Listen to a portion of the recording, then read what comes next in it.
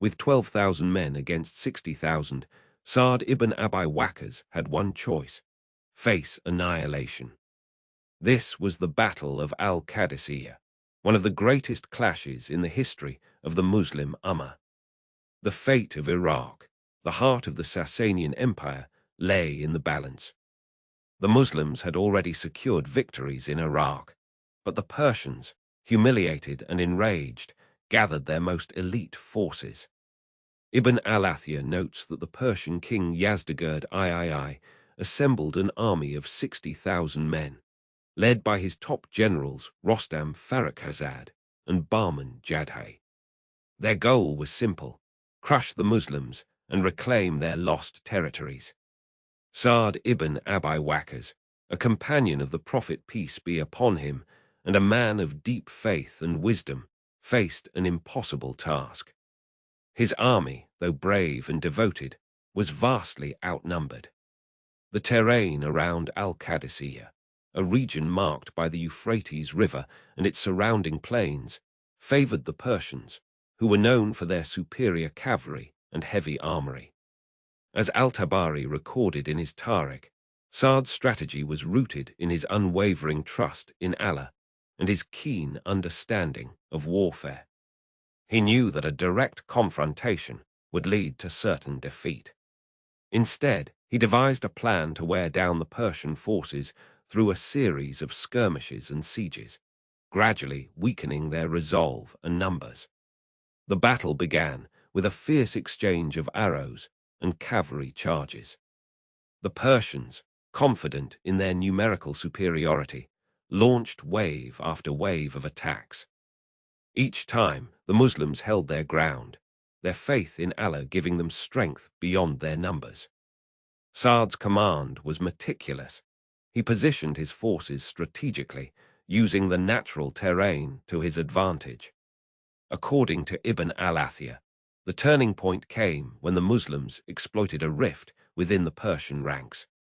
Rostam Farrukhzad and Bahman Jadhay, though powerful, were divided in their strategies. Sa'd seized this opportunity, sending a contingent of his best fighters to create chaos within the Persian lines. The Persians, already exhausted from days of fighting, began to falter. But the crisis was far from over. As Al-Tabari reports, the Persians launched a final, desperate assault. The Muslims, though holding firm, faced a moment of real doubt. Sa'd, ever the strategist, ordered his men to retreat temporarily, luring the Persians into a trap. The Persian forces, emboldened by what they saw as a retreat, pursued the Muslims with renewed vigor. In a masterful display of tactical brilliance, Sa'd's forces suddenly turned and encircled the Persians. The Persians, now disordered and vulnerable, found themselves trapped. The Muslims, with renewed energy, pressed their advantage, and the Persian army began to crumble. The battle raged for days, but the Muslims' perseverance and strategic genius ultimately prevailed. The Persians, their forces decimated and their morale broken, were forced to retreat. The field of al-Qadisiyyah was left in the hands of the Muslims, a testament to their faith and the wisdom of their leadership. Yet, as the dust settled, a new challenge loomed. The Persian Empire, though weakened, was far from defeated. Rumors spread of reinforcements gathering, ready to avenge their fallen comrades. The fate of Iraq and the future of the Muslim Ummah hung in the balance once more. The Persian Empire, once an unshakable titan, was now facing its final reckoning. With 40,000 men still standing in Iraq, the Persian general Rustam sought to avenge his predecessor's defeat and drive the Muslim armies out once and for all. But the tide of history was turning, and the Muslim hero who would face him was not the one expected. As Al-Tabari recorded in his Tarikh, the Caliph Umar ibn al-Khattab had chosen Sa'd ibn Abi Waqqas to lead the Muslim forces in this critical campaign. Sa'd, a companion of the Prophet peace be upon him, was known for his wisdom, steadfastness, and deep faith. His strategic mind and leadership were about to be tested like never before. The stakes could not have been higher. If Sa'd failed, the entire Muslim presence in Iraq would be at risk. The Persians would regain their momentum, and the blood of countless martyrs would have been spilled in vain. The future of the Muslim conquest of Iraq hung in the balance.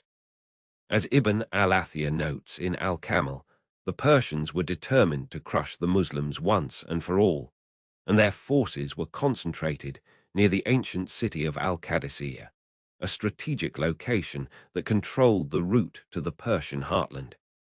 Sa'd's first challenge was to assess the strength of his own forces. After the initial battles, his army had been reduced to a mere 20,000 men. The Persians, on the other hand, had gathered a formidable force of 40,000. The disparity in numbers was staggering, but Sa'd was not a man to be deterred by such odds. He knew that victory lay not in the strength of numbers, but in the wisdom of strategy and the power of faith. According to Al-Tabari, Sa'd sent scouts to gather intelligence on the Persian positions. He learned that Rustam had divided his forces into 3 main contingents, each stationed at key points around al-Qadisiyyah. This information was crucial, as it allowed Sa'd to formulate a plan that would exploit the Persian overconfidence and their divided forces. Sa'd's strategic reasoning was rooted in his deep understanding of the terrain and the psychology of his enemy. He knew that the Persians, despite their numerical superiority, were not united in purpose. Their commanders were prideful and often at odds with each other. Sa'd decided to exploit this division by launching a series of carefully coordinated attacks that would disrupt the Persian lines and sow confusion among their ranks. As Ibn Kathir recorded in al-Bidaya wa al-Nihaya, Sa'd's plan was to engage the Persians in a battle of attrition, wearing them down through strategic withdrawals and ambushes rather than a direct confrontation. However, Sa'd soon faced a moment of real difficulty. The Persians, despite their divisions, were still a formidable force, and their initial attacks were fierce. According to Al-Tabari, Sa'd paused as the scouts reported that Rustam had moved his forces into a defensive position around the Euphrates River. The Persians had chosen their ground well, and the Muslim forces were at a disadvantage. Sa'd knew that a direct assault would lead to heavy casualties and might very well result in defeat. He needed a different approach, one that would turn the tables on the Persians and force them to fight on his terms. It was during this moment of crisis that Sa'd demonstrated his true greatness as a leader. He called for a council of war, where he and his commanders discussed the best course of action. According to Ibn al-Athir, Sa'd listened carefully to the advice of his men, weighing each suggestion before making his decision. He understood that the key to victory lay in breaking the Persian morale and forcing them to fight on open ground. He decided to feign a retreat, drawing the Persians out of their defensive position and into a battle on the plains of al-Qadisiyyah, where his forces could maneuver more effectively. The tactic worked brilliantly. As the Persians pursued the seemingly retreating Muslim forces, they found themselves drawn into the open, where Sa'd's forces were waiting. The Muslim cavalry, led by the renowned General Khalid ibn al-Walid, launched a series of devastating charges that shattered the Persian lines. According to Al-Tabari, the Persians were caught off guard by the ferocity of the Muslim attack and began to lose cohesion. Their commanders, unable to coordinate their forces effectively, were overwhelmed by the Muslim onslaught. The battle raged for days, but the tide had turned, and the Persians were forced to retreat. Yet the story did not end there. As the dust settled on the battlefield, a new threat emerged. A traitor within the Persian ranks, a man named Hermuz, had secretly communicated with Sa'd. offering vital information about the Persian plans. Hormuz's betrayal was motivated by his disillusionment with the Persian regime and his desire to see justice prevail. According to Ibn Kathir, Hormuz revealed that Rustam was preparing a counterattack, this time with reinforcements from the distant provinces. The news was alarming, but Sa'd saw an opportunity. He knew that if he could exploit this new intelligence, he could deal a decisive blow to the Persian forces and secure the Muslim position in Iraq. But the letter that arrived that night would change everything. It contained a message from the Caliph Umar, ordering Sa'd to consolidate his gains and prepare for the next phase of the campaign. The Persian Empire was on the brink of collapse, and the Muslims were poised to seize the initiative. With 30,000 Muslim warriors facing 50,000 Persians, Sa'd ibn Abi Waqqas' new delay was no longer an option. The fate of the Islamic Empire hung in the balance. Al-Tabari reports that the loss of Hormuz's vital intelligence had forced the Muslims into a dire situation. The Persians, under the command of Rustam Farrakhzad, had regrouped and were poised to strike. Their objective was clear: crush the Muslim forces and drive them out of Mesopotamia forever. If Sa'd failed, the momentum of the Muslim conquests would be broken, and the fragile unity of the fledgling Islamic State could collapse.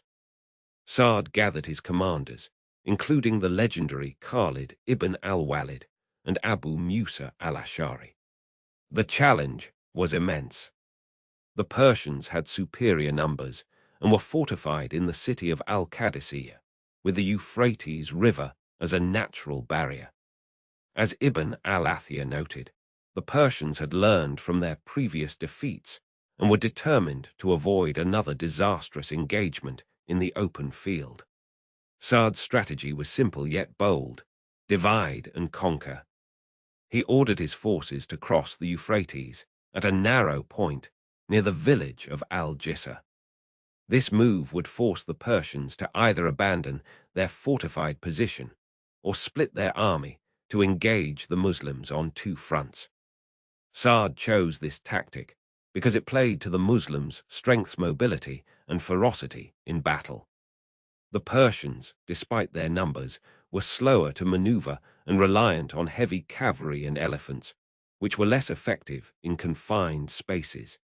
As the Muslim forces prepared to cross the river, doubt crept in. The current was strong, and the Persians had archers positioned along the banks. According to Ibn Kathir, some of the Muslim commanders feared that the Persians would rain down arrows on them as they crossed, leaving them vulnerable. Sa'd, however, remained steadfast. He ordered the construction of rafts and bridges under the cover of darkness, using whatever materials were at hand. The element of surprise was crucial.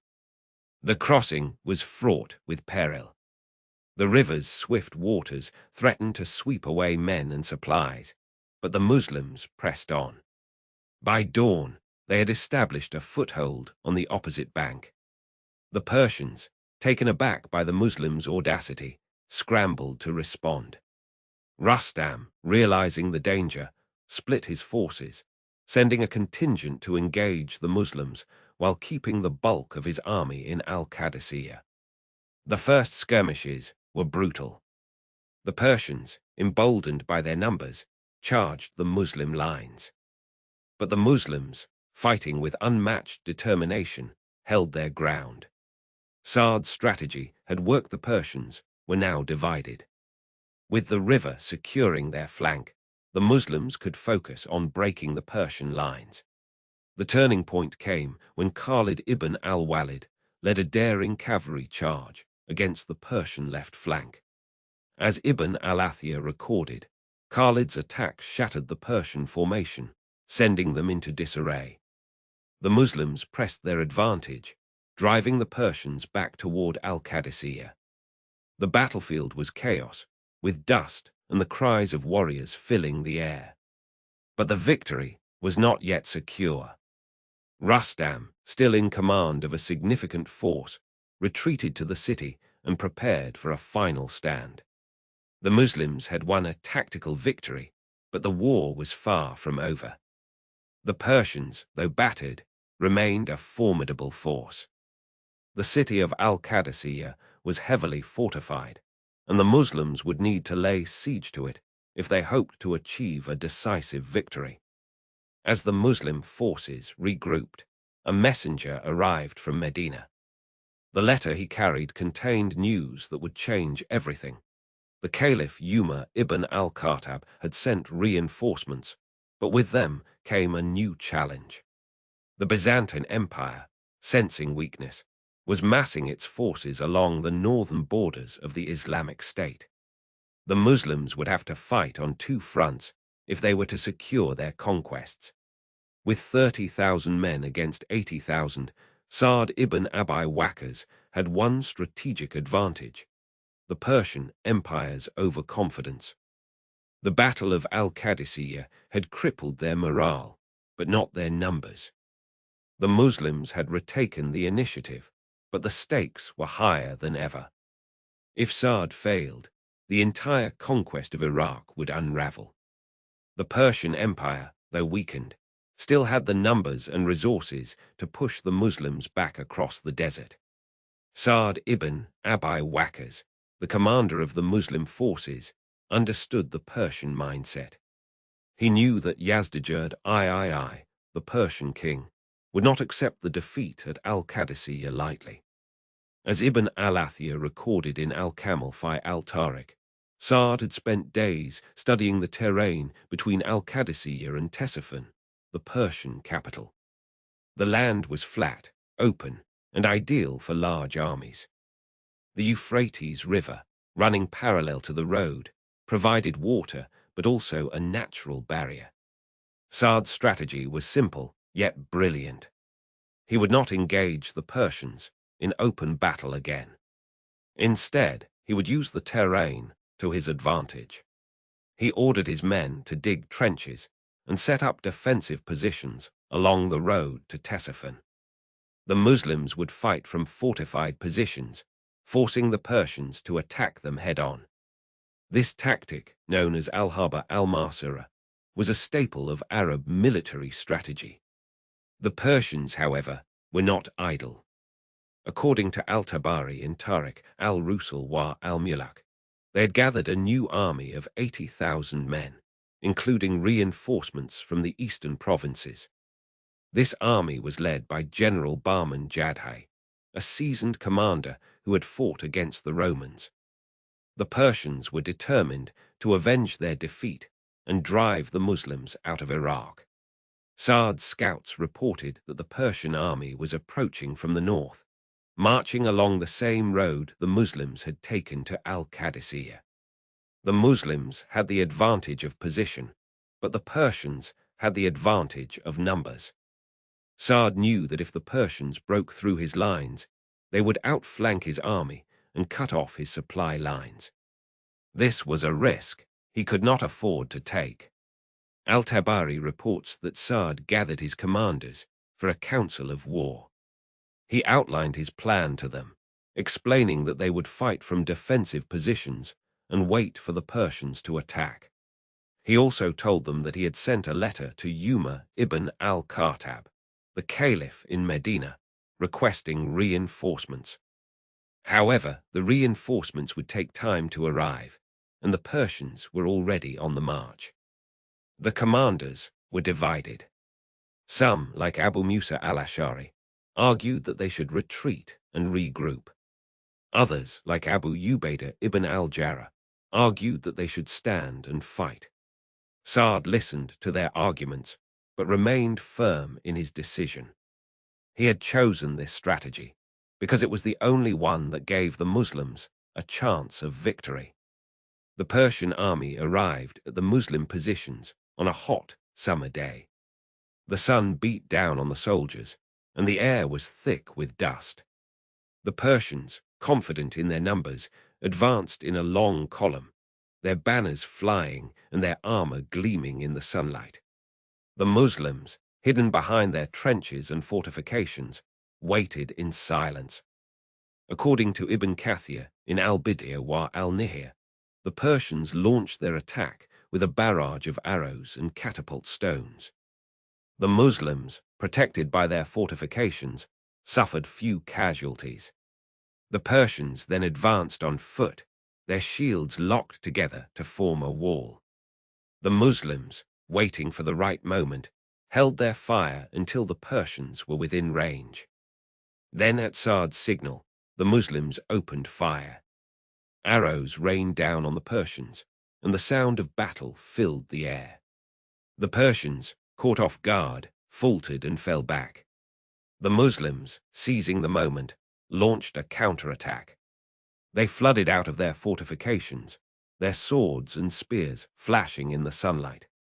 The Persians, caught between the Muslims and their own fortifications, were thrown into chaos. The battle raged for hours, but the Muslims held firm. The Persians, despite their numbers, could not break through the Muslim lines. According to al-Tabari, General Bahman Jadhai was killed in the fighting, and the Persian army began to retreat. The Muslims, pursuing them, inflicted heavy casualties on the retreating Persians. But the victory was not without cost. The Muslims had suffered heavy losses, and their supplies were running low. Sa'd knew that the Persians would not give up so easily. He also knew that the Caliph's reinforcements were still weeks away. The war was far from over, and the Muslims would need every advantage they could get. That night, as the Muslims camped on the battlefield, a messenger arrived from the Caliph. He brought a letter from Umar ibn al-Khattab, ordering Sa'd to hold his position and wait for the reinforcements. The letter also contained news that would change the course of the war. The Caliph had ordered a new army to be raised in Arabia, and this army would march to Iraq under the command of none other than Umar himself. With 30,000 men at his back, Sa'd ibn Abi Waqqas stood before the once impregnable city of Ctesiphon, the heart of the Persian Empire. The city's walls stretched high, its gates fortified, and inside the last remnants of the Persian army, 120,000 strong, waited. The stakes were clear. Failure here meant not just the loss of the campaign, but the very lifeline of the Islamic State. As Ibn al-Athir recorded in al-Kamil fi al-Tarikh, the Persian forces, though defeated at al-Qadisiyyah, had regrouped within the formidable walls of Ctesiphon. The city's strategic location on the Tigris River made it a natural bulwark, and its vast resources could sustain a prolonged siege. Sa'd knew that taking Ctesiphon would cripple the Persian Empire, but the challenge was immense. The Persian commander, Peres Khosrow, had barricaded himself within the city, refusing to engage in open battle again. Sa'd needed a strategy that would not only breach the walls, but also demoralize the enemy from within. Al-Tabari reports in his Tarikh al-Rusul wa al-Muluk that Sa'd ibn Abi Waqqas decided to lay siege to Ctesiphon, cutting off its supply routes and isolating the Persians. He divided his forces into 3 divisions, each tasked with securing a different section of the city. The first division, under the command of Abu Musa al-Ash'ari, was stationed to the north, near the ruins of the ancient city of Ardashir. The second division, led by al-Nu'man ibn Muqrin, was positioned to the south, near the Tigris River. The third division, under the command of Sa'd himself, was stationed to the east, facing the main gates of Ctesiphon. The siege began in earnest. The Muslim troops dug trenches around the city, preventing any reinforcements from entering. They cut off the water supply, diverting the canals that fed the city. The Persians, now trapped, began to feel the pressure. But Peres Khosrow was not idle. He sent out raiding parties to harry the Muslim lines, and his catapults pelted the besieging forces with rocks and fire. The Muslims responded with their own catapults, and the city walls became a battleground in themselves. According to Ibn Kathir in al-Bidaya wa al-Nihaya, the siege dragged on for months. The Persians, though well supplied, began to suffer from the lack of fresh supplies. Morale within the city started to crumble. Sa'd, ever the strategist, saw an opportunity.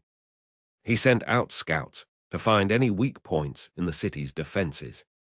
Meanwhile, he maintained the pressure on the Persians, ensuring that they could not mount a significant counterattack.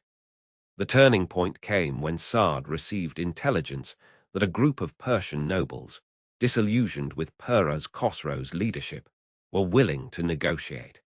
Among them was Hormuz, the former governor of Khuzestan, who had already betrayed the Persians once before. Hormuz offered to open one of the city's gates in exchange for 3,000 gold coins. Sa'd, recognizing the strategic advantage, agreed.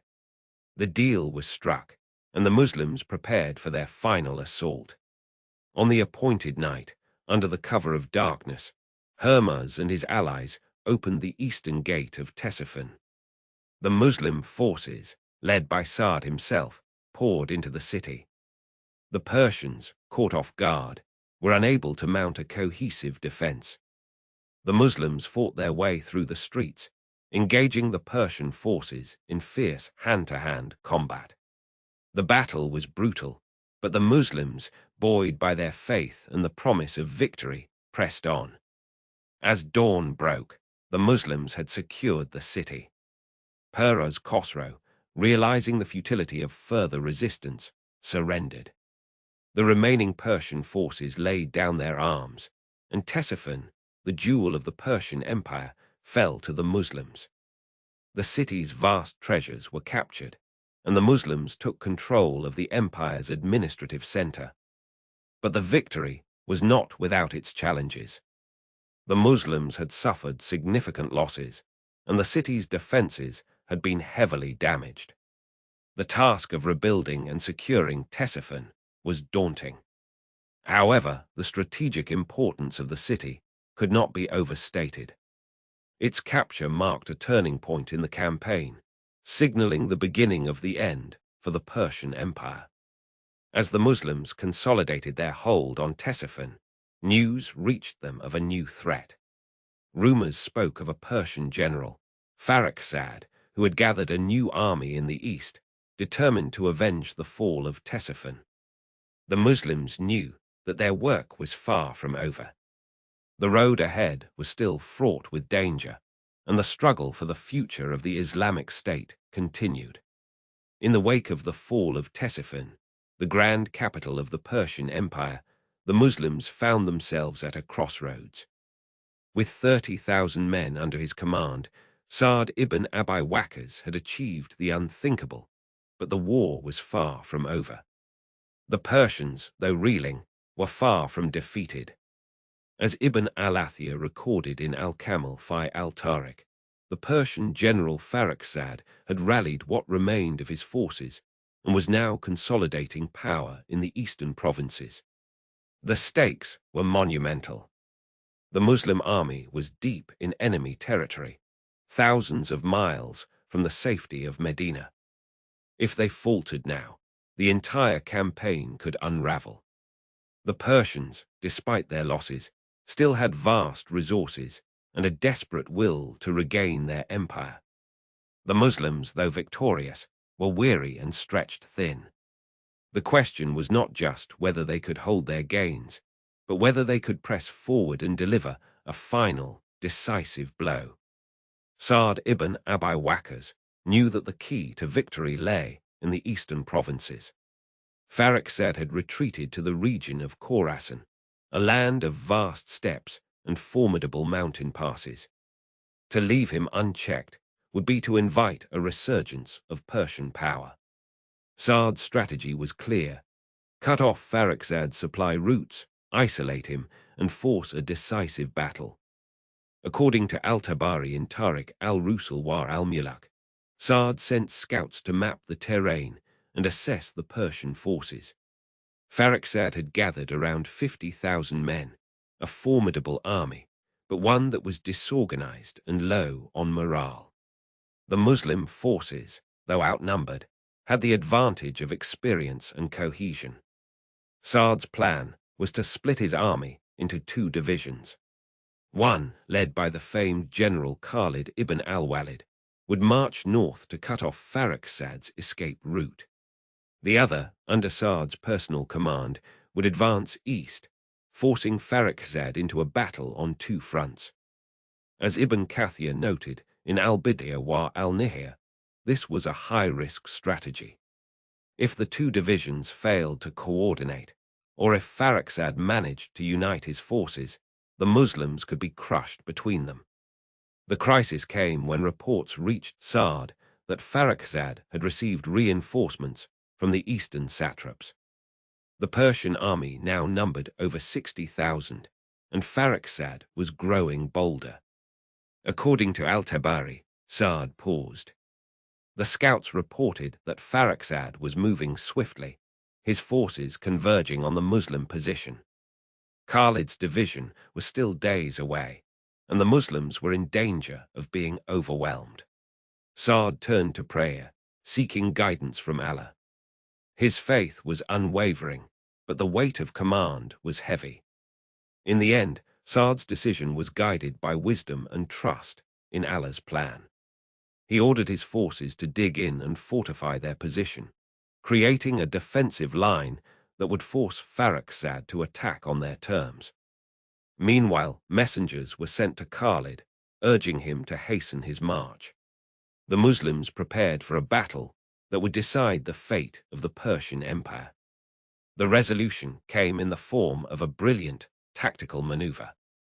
As Ibn al-Athir recorded, Khalid's forces arrived just in time, catching Farrukhzad's army in a brutal pincer movement. The Persians, caught between two Muslim armies, were thrown into chaos. Farrukhzad's forces were shattered, and the remnants fled into the mountains. The victory was complete, but the war was not yet over. As the dust settled, a letter arrived from the Caliph Umar ibn al-Khattab in Medina. It was a simple message, but one that would change everything.